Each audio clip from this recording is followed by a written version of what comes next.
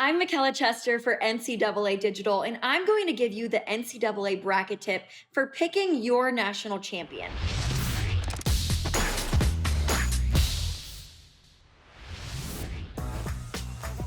Correctly picking the national champion in the NCAA bracket challenge game is worth a whopping 32 points. That would be pretty great, huh? Here's the tip. Take a good look at the scoring averages of your national champion's starting five before you lock in that final pick. If those five players average at least 8 points per game, you'll be looking pretty good.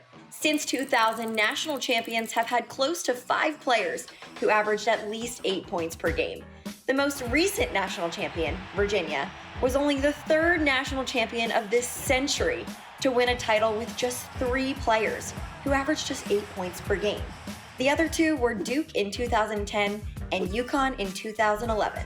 Virginia was led by the trio of Kyle Guy, DeAndre Hunter, and Ty Jerome, who each averaged between 13 and 15.5 points per game.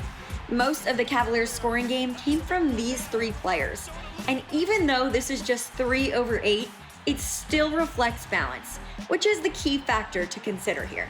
We looked at how many double-digit scorers recent national champions have and how necessary it is to have a player with a really high scoring average in order to win a title. Conclusion, it's not.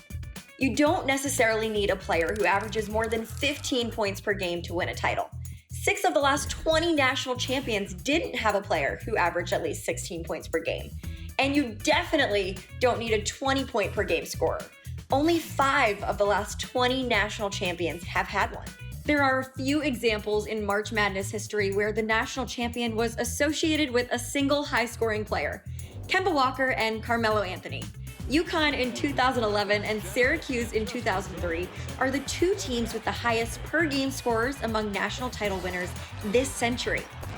There have been a few more champions with a player who averaged at least 20 points per game, but no champion in the last 20 years has had 2 players who average at least 20 points per game. A prime example, Duke in 2019 with Zion Williamson and RJ Barrett. A balanced scoring attack is much more common in national champions since 2000.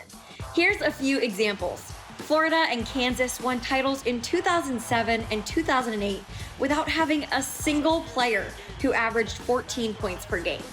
Both teams had 5 players who averaged at least 9 points per game, 4 players with 11, and 3 players who averaged 12 points per game. I know, right? The 2010 Duke Blue Devils had 3 players who averaged at least 17 points per game.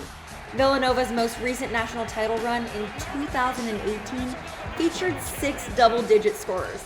6 other champions had 5 players who averaged double figures. So, what should be your baseline requirements when picking your national champion? Well, the past 20 years of national champions tells us this.